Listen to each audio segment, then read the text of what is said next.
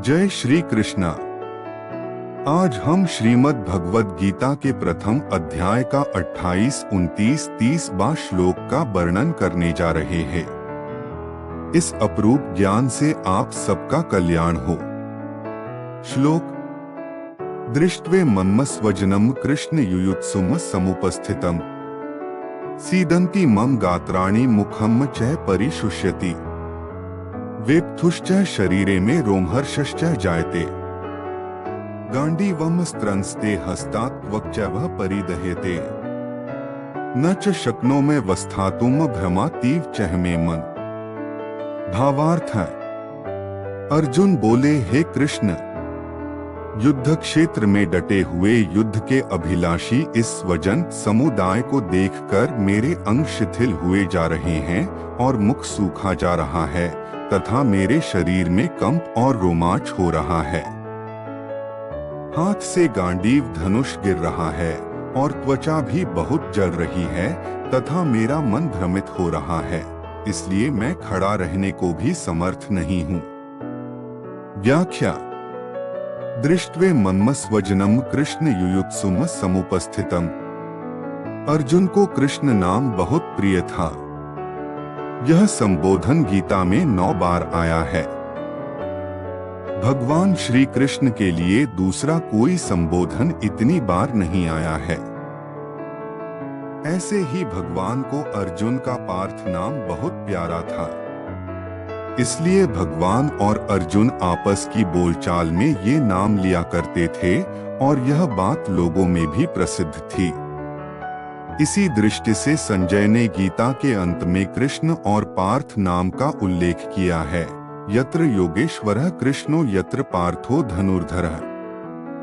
धृतराष्ट्र ने पहले संवेता युयुत्सवः कहा था और यहाँ अर्जुन ने भी युयुत्सुम समुपस्थितम कहा है, परंतु दोनों की दृष्टियों में बड़ा अंतर है। धृतराष्ट्र की दृष्टि में तो दुर्योधन आदि मेरे पुत्र हैं और युधिष्ठिर आदि पांडु के पुत्र हैं, ऐसा भेद है। अतः धृतराष्ट्र ने वहां मामकाह और पांडवाह कहा है, परंतु अर्जुन की दृष्टि में यह भेद नहीं है। अतः अर्जुन ने यहाँ स्वजन कहा है, जिसमें दोनों पक्ष के लोग आ जाते हैं। तात्पर्य है कि धृतराष्ट्र को तो युद्ध में अपने पुत्रों के मरने की आशंका से भय है, शोक है, परंतु अर्जुन को दोनों ओर के कुटुंबियों के मरने की आशंका से शोक हो रहा है कि किसी भी तरफ का कोई भी मरे, पर वह है तो हमारा ही कुटुंबी। अब तक दृष्ट्वा पद 3 बार आया है। इन तीनों का तात्पर्य है कि दुर्योधन का देखना तो एक तरह का ही रहा, अर्थात दुर्योधन का तो युद्ध का ही एक भाव रहा, परंतु अर्जुन का देखना 2 तरह का हुआ। पहले तो अर्जुन धृतराष्ट्र के पुत्रों को देखकर वीरता में आकर युद्ध के लिए धनुष उठाकर खड़े हो जाते हैं और अब स्वजनों को देखकर कायरता से आविष्ट हो रहे हैं, युद्ध से उपरत हो रहे हैं और उनके हाथ से धनुष गिर रहा है। सीदंती मम गात्राणि भ्रमातीव चह में मन। अर्जुन के मन में युद्ध के भावी परिणाम को लेकर चिंता हो रही है, दुख हो रहा है। उस चिंता दुख का असर अर्जुन के सारे शरीर पर पड़ रहा है।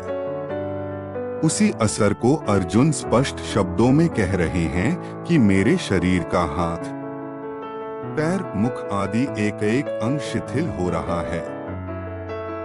मुख सूखता जा रहा है, जिससे बोलना भी कठिन हो रहा है।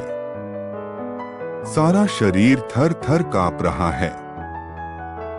शरीर के सभी रोंगटे खड़े हो रहे हैं, अर्थात सारा शरीर रोमांचित हो रहा है।